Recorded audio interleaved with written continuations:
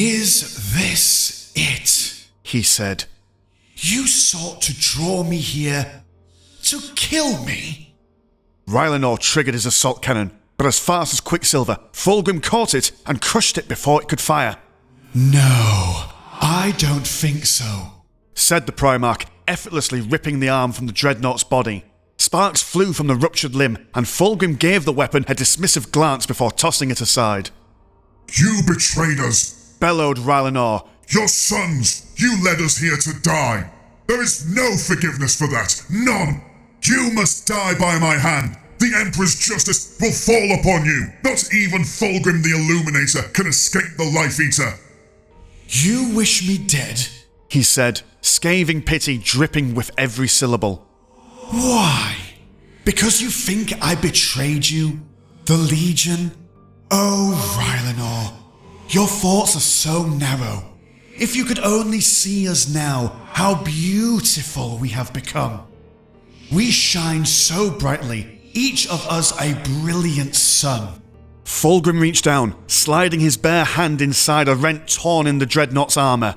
He smiled, closing his eyes and letting his tongue slip across his lips as he pushed deeper inside. Ah, there you are, said Fulgrim as Rylanor's Voxcaster grated in fury. Wet and wriggling. I can feel your panic. It's delicious. Rylanor's power fist swung around, bathed in fire. It struck Fulgrim on the shoulder, but Aktar's psychic force was not simply confined to the Life Eater's detonation. Fulgrim laughed off the sluggish attack, and one of his lower arms drew a glittering sword of alien origin. The blade sliced in a cruelly precise arc, cutting through the fibre bundle motivators and servos. Rylanor's arm fell limp at his side. Vistario watched the vile fire spread over the Dreadnought's carapace, slipping inside his buckled plates of armour. Rylanor did not care whether he lived or died, only that Fulgrim went with him. Do not do this, barked the Dreadnought. Why not? I am your master. I can do whatever I like. I can crush you, or I can raise you up.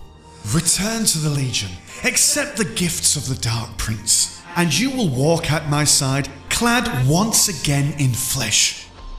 You can be anything, old friend. I will sculpt you into something beautiful, a god to these mortals. Never! All we have left between us is that we will die together, roared the Dreadnought, the upper portion of his carapace burning with blue flames. I am Rylanor of the Emperor's children, ancient of rights, venerable of the Palatine host, and proud servants of the Emperor of mankind, beloved by all. I reject you now and always. Fulgrim laughed and said, I'm sorry. Did it sound like I was offering you a choice? The Primarch wrenched his hands from Rylanor's sarcophagus, dragging a sopping mass of fluid and matter with him. Gluttonous ropes dripped from his fingers. He was like a midwife holding a muley newborn. Ruptured cables spilled amniotic fluid so stagnant it must surely have been poisoning Rylanor with every passing second. I will remake you, brother, said Fulgrim.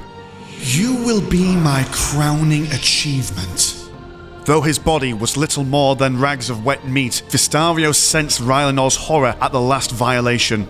An inescapable destiny where he would become what he hated most. What do we do? The question was Murshid's, and the connection between the Thousand Suns was so strong that Afian's perception of emotion spread to all three of them.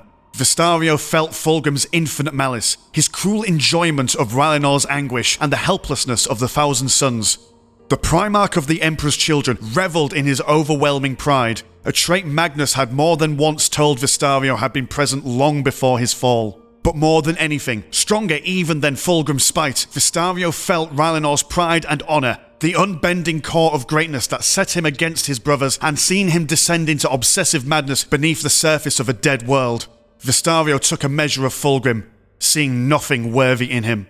His warriors felt the moment his decision was made. Primarch Fulgrim, said Vistario. Rylanor deserves better than you. The Primarch looked up, his once bright eyes now black and filled with the darkest poison. He deserves better than all of us. He raised his bolter and fired a mass reactive into the back of Akhtar's skull. The Raptora's head exploded, and with his death, the psychic force holding back the warhead's detonation ended. Vistario saw fire, and once more, all life burned.